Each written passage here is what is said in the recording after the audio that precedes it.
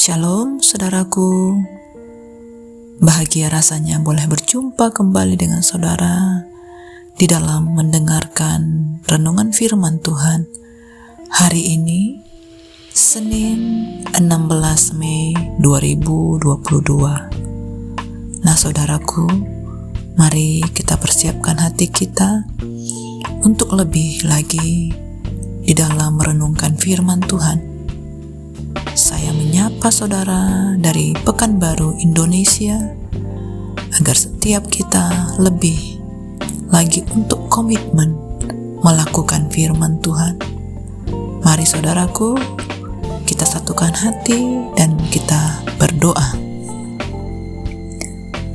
Bapa di surga, kami sungguh bersyukur kalau hari ini kami boleh kembali mendengarkan firman Tuhan. Ya Bapa, saat ini kami haus, kami lapar akan Engkau.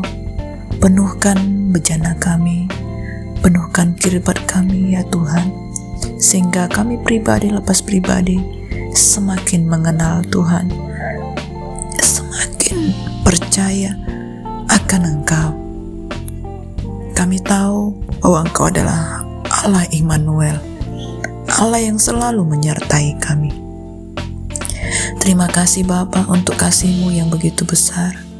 Hari demi hari kami akan melihat pekerjaan Roh Kudus terjadi dalam hidup kami. Ini kami ya Bapa, kami rindu mendengar firman-Mu.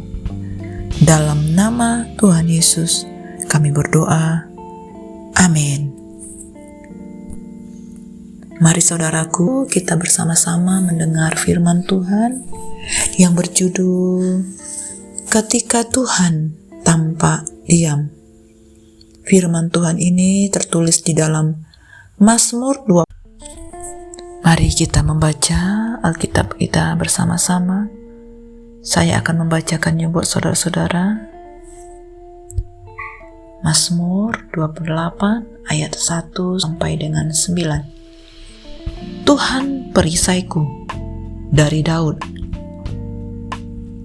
Kepadamu ya Tuhan gunung batuku, aku berseru.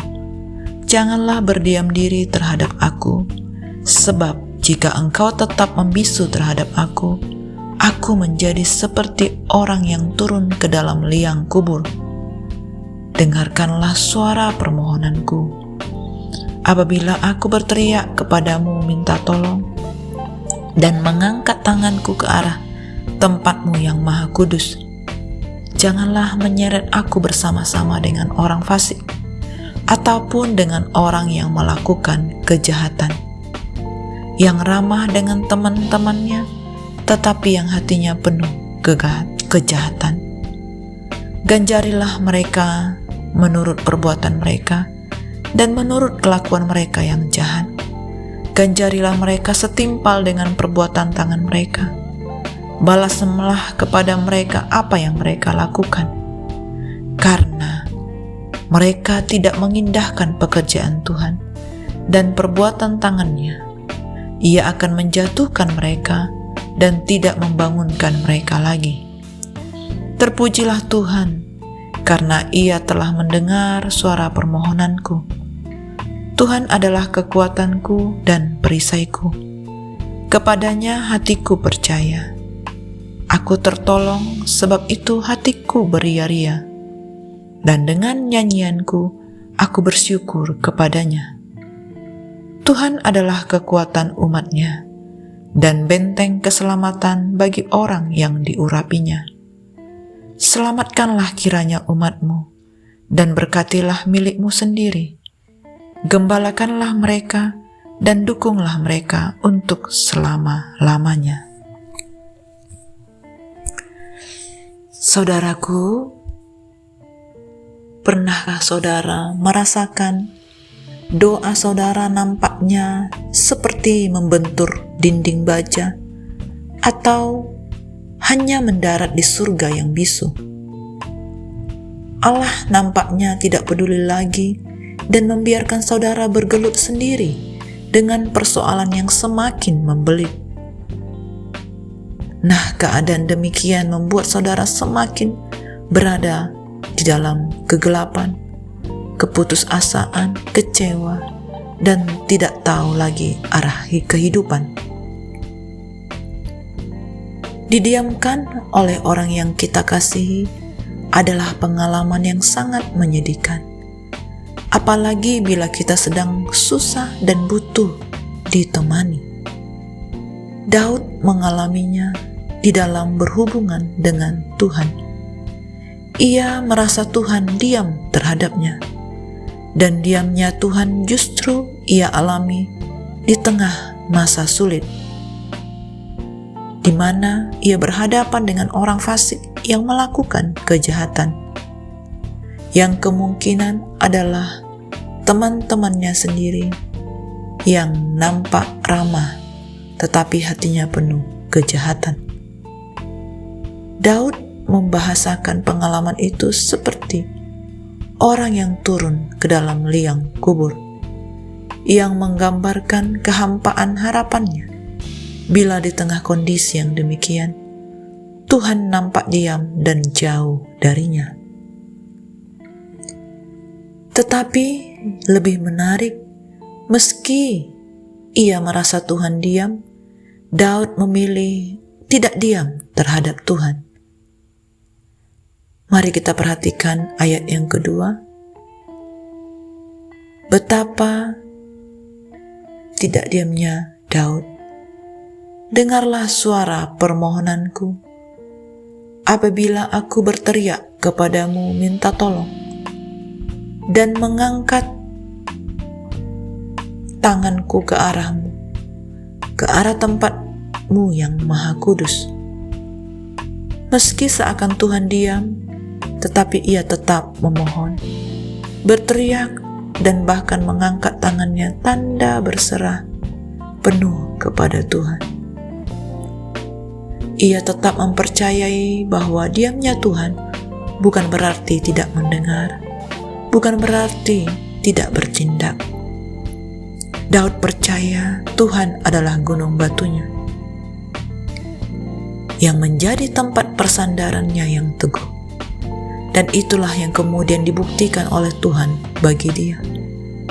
Dan ayat yang ke-6, Daud berseru, "Terpujilah Tuhan karena ia telah mendengar suara permohonanku." Bukan hanya itu, melalui pengalamannya yang tetap kepada Tuhan, percaya meski ia nampak diam, justru Daud mengalami bahwa Tuhan bukan hanya gunung batu, melainkan juga kekuatan dan perisai, dan benteng keselamatan. Saudara, jika merasa Tuhan diam, jangan berhenti berharap. Tetap percaya dan berseru kepada Dia. Nanti akan tiba waktunya di mana Tuhan menolong dan membawa kita kepada pengalaman rohani yang lebih mendalam tentang Dia.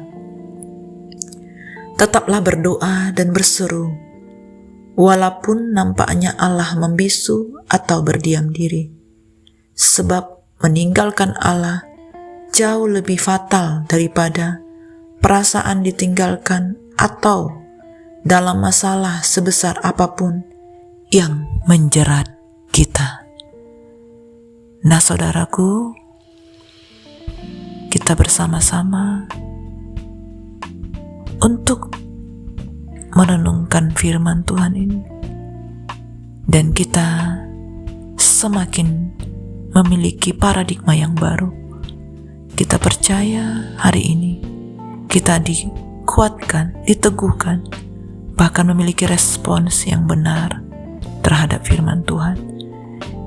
Ia tak jauh daripada kita, Ia ada di dalam kita, Ia bergerak di dalam kita. Walaupun keadaan berbanding terbalik dengan situasi yang kita alami, Ia adalah Allah yang setia, yang menemani kita di masa sulit dan di masa suka kita. Demikianlah saudaraku, mari kita satukan hati dan kita tutup di dalam doa. Bapa kami yang di surga, sungguh kami bersyukur buat firman-Mu yang menegur, yang mengajar, membimbing kami, sehingga kami boleh mengerti akan kebenaran-Mu. Kami disadarkan bahwa kami perlu Engkau dalam hidup kami. Terima kasih Bapa, biarlah buah roh itu semakin kami miliki dalam hidup kami. Kami semakin sabar, lemah lembut, menguasai diri. Kami setia, kami menjadi murid Kristus yang mengasihi lebih lagi ya Tuhan. Ini kami ya Bapa, penuhkan kami. Kami rindu mendengar Engkau lebih lagi ya Tuhan. Hanya di dalam nama Tuhan Yesus kami berdoa. Amin. Semangat pagi dan semangat beraktivitas, saudaraku. Tuhan Yesus memberkati.